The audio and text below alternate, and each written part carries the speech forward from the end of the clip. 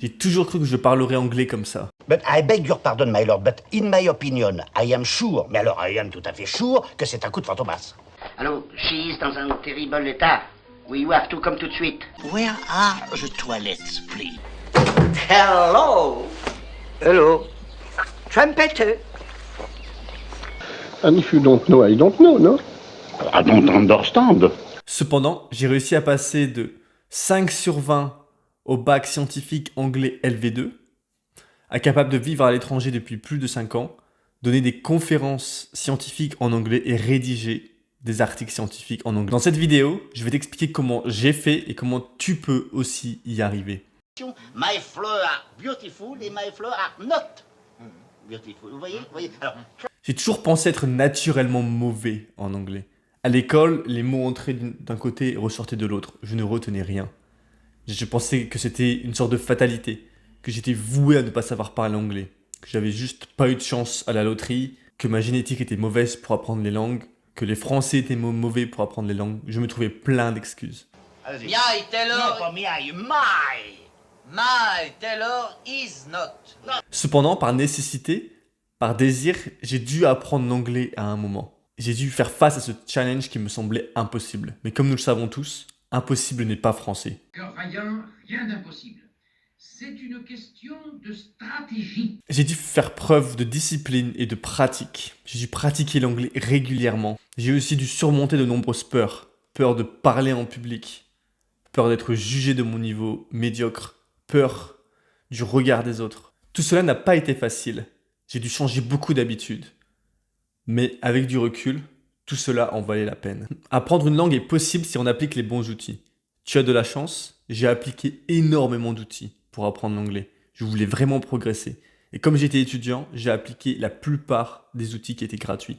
Donc si toi aussi tu as l'impression de ne pas pouvoir apprendre l'anglais, qu'apprendre l'anglais est une chose impossible, que ce n'est pas une chose faite pour les Français, je t'invite à regarder cette vidéo jusqu'au bout, car je vais partager avec toi tout le processus par lequel je suis passé, les peurs que j'ai dû surmonter et comment je les ai surmontées. My flowers are beautiful. Très bien, à vous.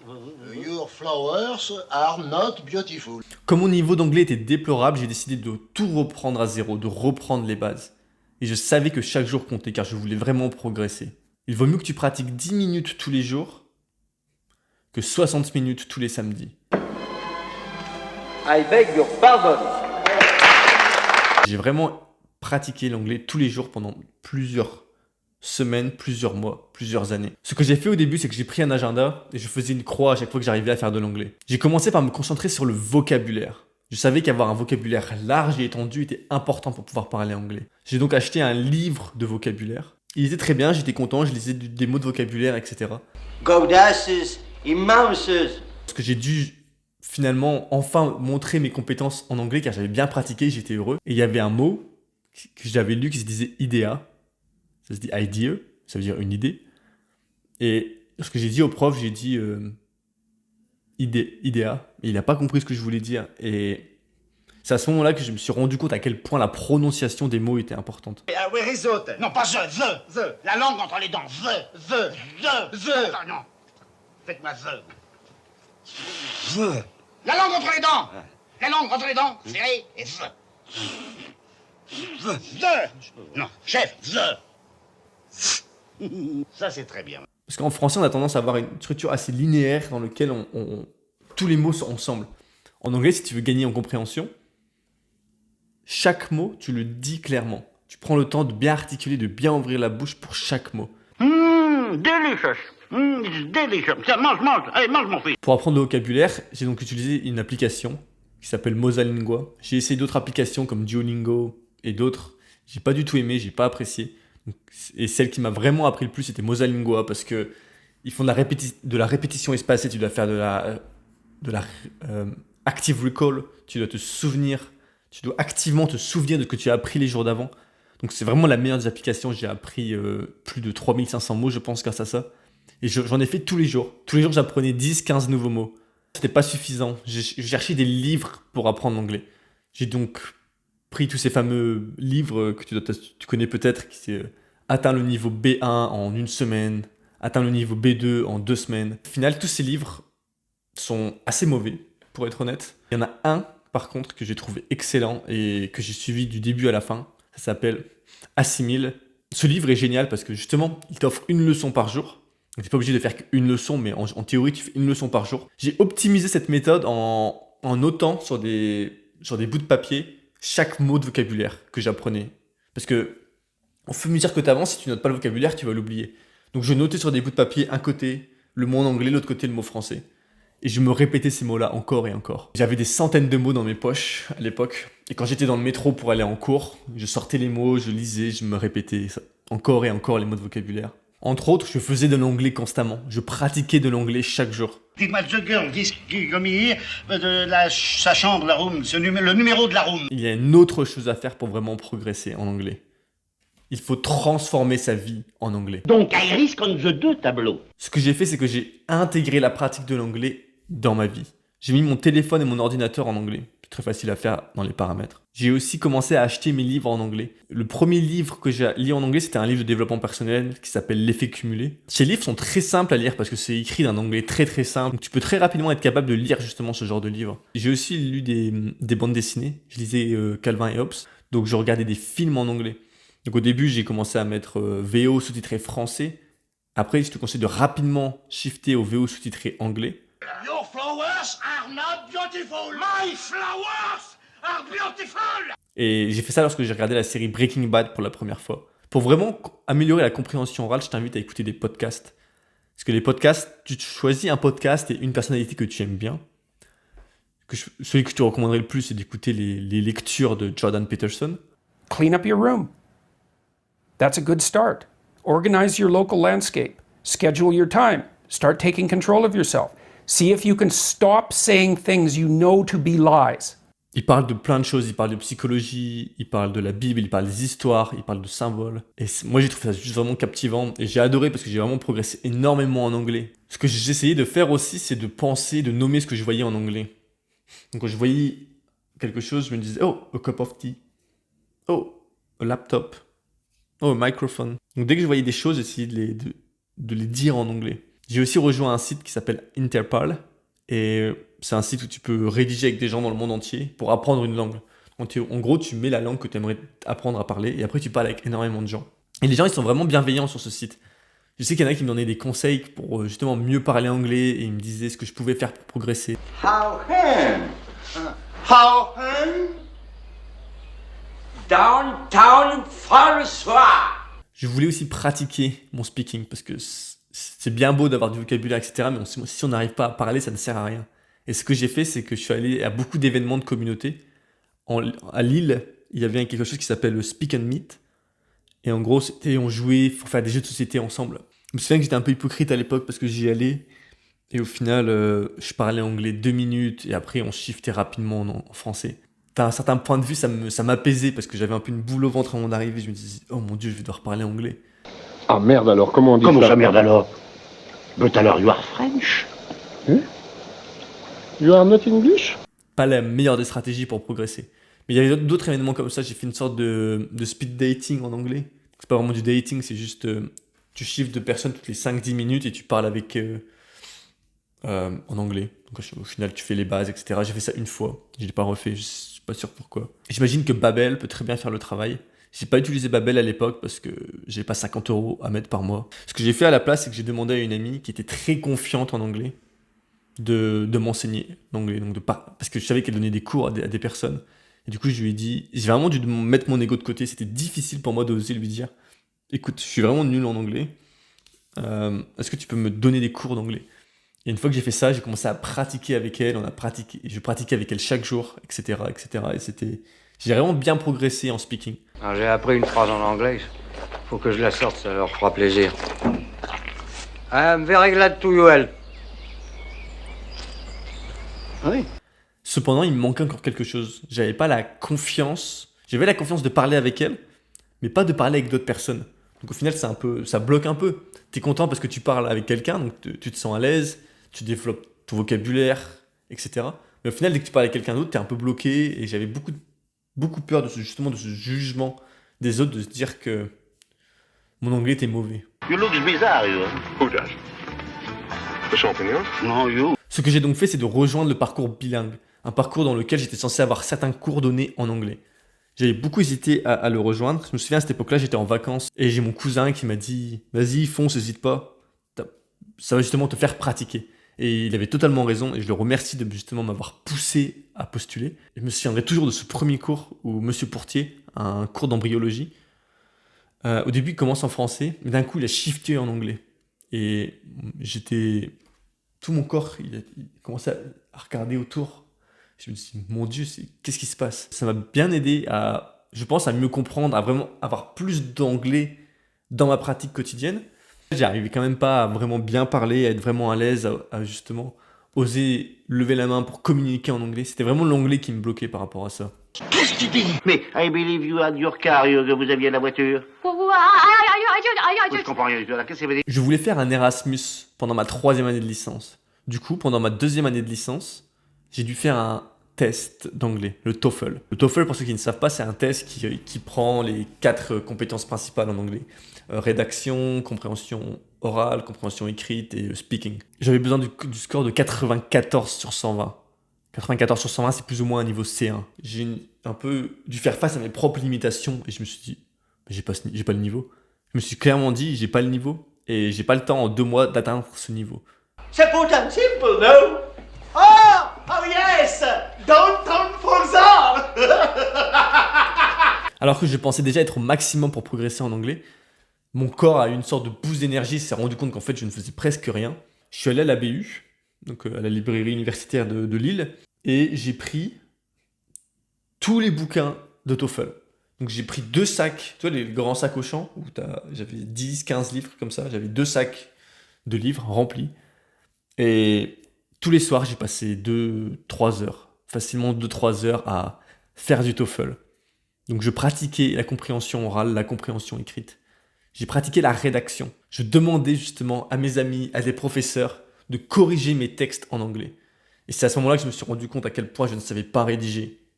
En général, je n'avais pas la compétence de rédaction, j'étais très mauvais. Et j'étais très mauvais pour rédiger en anglais. Que fais-tu aujourd'hui pour intégrer la pratique de l'anglais dans ta vie? That is the question, hein? Oh non, pas d'anglais, hein? Non, chef. Cependant, faire tout cela n'est pas suffisant. Il y a quelque chose que j'aurais dû faire dès le début. Vos fleurs ne sont pas belles. My flowers are beautiful. Your flowers are not beautiful. My flowers are beautiful. J'aurais dû me confronter au réel et à mes propres limitations bien plus tôt. Je n'osais pas parler en anglais. J'avais peur d'être jugé, j'avais peur de mal dire, de mal prononcer, que l'on se rende compte que je suis un imposteur et que je n'ai pas ma place ici. Finalement, c'est le besoin et la nécessité qui m'a vraiment débloqué. Pour enfin oser parler, j'ai dû faire un Erasmus à Munich, dans lequel j'avais un collègue british et je comprenais rien à ce qu'il me disait. Vous avez vu, hein, bah c'est ça les anglais. Oh, ça m'étonne, ils étaient plutôt sympathiques. Sympathique. Puis j'ai fait un master à Groningen aux Pays-Bas, durant lequel j'étais exposé à l'anglais continuellement. Et au bout d'un moment, ça devient naturel. C'est juste un besoin en fait, c'est une nécessité. Donc tu n'as pas le choix, tu te retrouves à devoir parler, à devoir prendre le temps d'articuler, de ralentir ton rythme de temps en temps. Et tu le fais au final parce que tu sais que tu dois le faire. Et c'est vraiment la répétition de l'avoir fait énormément de fois qui fait qu'au final, tu parles anglais. Aujourd'hui, je suis capable de parler anglais, de tenir une conversation avec n'importe qui. J'ai juste un peu de mal à dire le chiffre 3, mais j'ai toujours mon accent en français. Et au final, l'accent français plaît énormément à l'étranger. Hot rod. Hot what? Hot rod. Hot red? Hot rod. Hot rod. It's his French accent. Is he French? No, he just likes the accent. No. I hate the accent. But I can get rid of it. I'm stuck with the accent. N'aie pas honte de cet accent. Parle-toi, exprime-toi. Prends le temps de bien articuler. Oh bah je m'en doutais forcément, avec mon accent ils peuvent pas me comprendre. No compris. Beau accent, no good, pas good. Compris? Débloque-toi le plus rapidement possible. Essaye de parler un maximum en anglais, dès le début.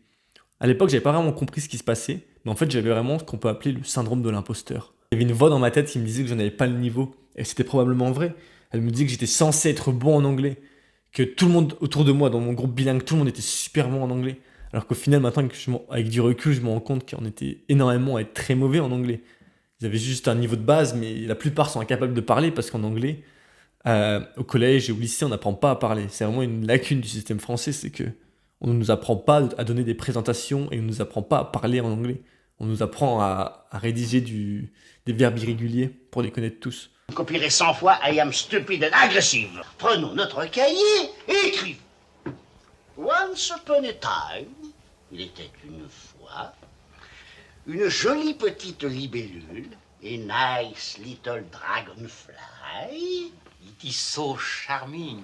Donc j'étais pas maître de moi-même, je voulais justement faire cette action, je voulais progresser en anglais, mais en même temps une part de moi m'empêchait de justement faire ce que je devais faire pour progresser. C'est un grand paradoxe qu'on a entre nous, à l'intérieur de nous, qui est que d'un côté on veut progresser, on sait ce qu'on doit faire pour progresser, et d'un autre côté, notre propre cerveau nous empêche de faire ce qu'on doit faire.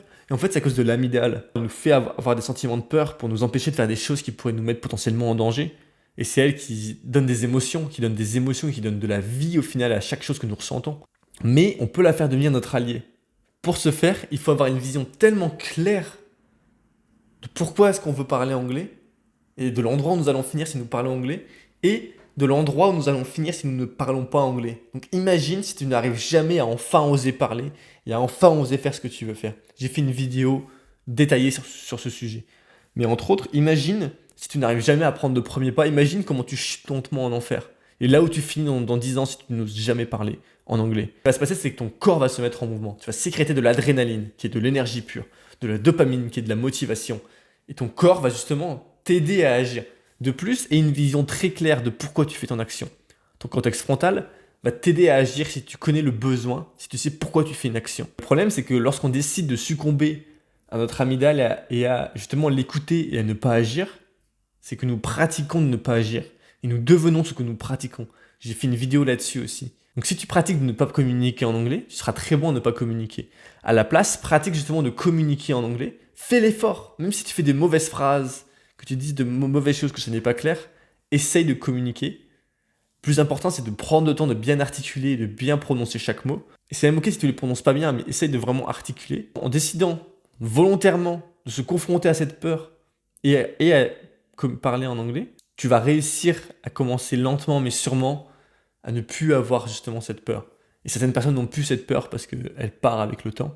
Mais si tu as encore cette peur aujourd'hui, vraiment fais l'effort de la surmonter. Chaque chose qui nous fait peur jusqu'au moment où nous l'avons fait tellement de fois que ça devient une habitude, ça devient qui nous sommes. Ça devient une part de nous. Your colleague gets out of the hospital, have him come and see me. Don't worry, we'll take care of him. Yes, yes, my flowers are beautiful. Donc laisse-toi porter par ceux qui sont meilleurs que toi. Révèle ton ignorance. Car tu ne seras ignorant qu'une seule fois. Dis à tout le monde, je suis là pour progresser. Et les personnes compétentes comprennent cela. Les personnes compétentes ne jugent pas. Elles t'aident à te tirer vers le haut. Donc ce que je recommande de ne pas faire, c'est ce que j'ai fait justement, ce qui est de porter une cape, de porter un masque, de vouloir cacher mes limitations, alors qu'au final, tu as juste besoin de révéler tes limitations et de le dire. J'ai commencé à me débloquer lorsque j'ai compris que personne n'attendait de moi d'être très bon en anglais. Nous souffrons plus de notre imagination que de la réalité. Ensuite, ce que je me suis rappelé, c'est que le but d'une langue, c'est de communiquer. Donc, au lieu de te dire « Merde, je parle anglais », rappelle-toi, j'essaye de communiquer, j'essaye de partager une idée, j'essaye d'avoir une conversation avec quelqu'un. Si tu es porté sur l'autre, au lieu de te recentrer sur toi-même, et tu portes ton attention sur l'autre personne, tu pourras communiquer facilement. Tu pourras justement te dire, j'essaye de partager un message. Et du coup, tout ira pour le mieux parce que tu n'es plus centré dans ta tête. Tu n'es plus dans ta tête en train d'essayer de te dire putain, comment je fais, je parle très mal anglais, blablabla. Et du coup, tu te bloques, tu te retrouves à être incapable de dire quoi que ce soit. Ton cerveau se bloque. Tu as des nœuds qui se créent. Alors que si tu dénoues ces nœuds et que tu te fais l'effort conscient de dire je parle, c'est pour partager une idée à cette personne, tout ira pour le mieux. J'ai dû incarner le rôle de débutant et j'ai dû apprendre à faire face. Faire face est crucial. Toutes les choses dont je viens de te parler n'auraient pas pu être faites, n'auraient pas pu être réalisées si je n'avais pas eu ce que j'appelle l'appel du divin. Si j'ai décidé d'apprendre l'anglais, c'est parce que j'étais perdu. Je faisais ma première année de licence et je ne savais pas où j'allais. Je ne savais pas ce que je voulais faire. Et pour te faire très résumé, dans un cours de génétique en amphithéâtre, on travaillait sur à quel point nous héréditons des choses, à quel point le QI est héréditaire, par exemple, la personnalité, etc. Donc à quel point tout cela est génétique et non culturel en majorité. Le fait, c'est que je me posais la question, ça fait déjà quelques semaines que je me posais la question, qu'est-ce que je veux faire dans ma vie? C'est la première fois de ma vie que je me posais cette question. À un moment, j'ai eu une sorte d'illumination, je me suis dit, ok, je veux prendre cette direction. Pour prendre cette direction, je dois faire un Erasmus, je dois devenir unique, donc je dois faire un Erasmus, donc je dois apprendre l'anglais. L'anglais est crucial dans mon domaine, dans le monde académique. Et j'ai une sorte d'élan en moi, c'est comme si j'avais eu une réponse et un chemin ascendant à prendre. Le fameux verset « Demandez et vous recevrez, cherchez et vous trouverez, frappez et nous ouvrira la porte ». Prenez tout son sens. Je m'étais posé une question avec honnêteté, avec l'humilité de ne pas savoir, et tout cela m'avait, entre autres, ouvert à la possibilité de recevoir une sorte d'appel du divin, d'avoir un déclic qui m'a ouvert l'esprit à une direction, à un chemin à prendre. Et c'est comme si tout mon corps voulait prendre ce chemin. C'est incroyable comment on peut passer de « je fais pas grand-chose » à « je fais tout mon possible pour avancer dans cette direction ». Et j'avais vraiment beaucoup de lacunes, j'avais vraiment beaucoup de retard dans énormément de domaines de ma vie à ce moment-là. Et le fait d'avoir trouvé justement une direction et de décider de la suivre, de l'écouter, d'écouter cet appel et de suivre cette direction, ça m'a donné tellement d'énergie que je n'avais ça m'a donné tellement d'énergie que je n'avais même pas besoin de me forcer à apprendre l'anglais. Tout ce que j'ai fait, les pratiques de l'anglais chaque jour que je faisais, étaient faciles. Parce que j'avais justement ce but qui me dépassait. Je ne savais pas si c'était vrai, mais j'avais foi en ce but. J'avais vraiment foi dans cet objectif. Je me disais, c'était juste du potentiel, rien n'était réel. J'ai vraiment fourni énormément d'efforts et au bout d'un moment, ça a commencé à porter ses fruits. Mais ça a pris du temps à porter ses fruits. Et pour apprendre l'anglais, c'est vraiment ce qui s'est passé, c'est que je voulais apprendre l'anglais tellement fort que la motivation était là. Et cette motivation est restée. Donc les gens qui te disent que la motivation part après une semaine, c'est parce qu'il n'y a pas un bon pourquoi. C'est pas une question de vraie discipline, c'est une question de besoin. Notre corps fonctionne aux besoins. Si tu sais le besoin que tu as et pourquoi tu fais quelque chose, ton corps il va te faire agir. Tu agiras très facilement si tu sais justement le besoin que tu as et pourquoi tu veux aller dans une certaine direction. Donc pourquoi veux-tu apprendre l'anglais? Quelle direction? Pourquoi as-tu besoin de l'anglais? Quelle direction veux-tu prendre? Quel chemin ascendant veux-tu prendre? Et si tu arrives à prendre le temps de répondre à ces questions et à vraiment t'ouvrir à la possibilité de transformation, de t'ouvrir vraiment d'enlever tous les nœuds qui sont en toi, c'est un effort constant que nous devons faire, de dénouer ce qui est noué. Et si tu arrives à faire cela pour l'anglais et pour les autres domaines de ta vie, je pense que c'est un travail constant que nous faisons tous chaque jour. Mais le fait de faire cela, c'est vraiment quelque chose qui nous fait ne pas avoir besoin de se forcer à faire quelque chose. Notre corps agit facilement s'il a un besoin. Pour conclure, si tu veux apprendre l'anglais, applique les conseils et commente la vidéo dès maintenant pour me dire quels conseils t'ont été utiles, quels conseils tu vas mettre en place, quels conseils tu mettais déjà en place, quelles choses tu mets en place toi pour apprendre l'anglais. Et l'objectif, c'est que nous partageons tous ce que nous faisons pour apprendre l'anglais et pour progresser, pour vraiment créer une vidéo dans laquelle tout le monde s'aide un maximum. Et sur ce, je t'invite à donner un like si tu es resté jusqu'au bout et à aller voir cette vidéo pour aller plus loin. Ciao.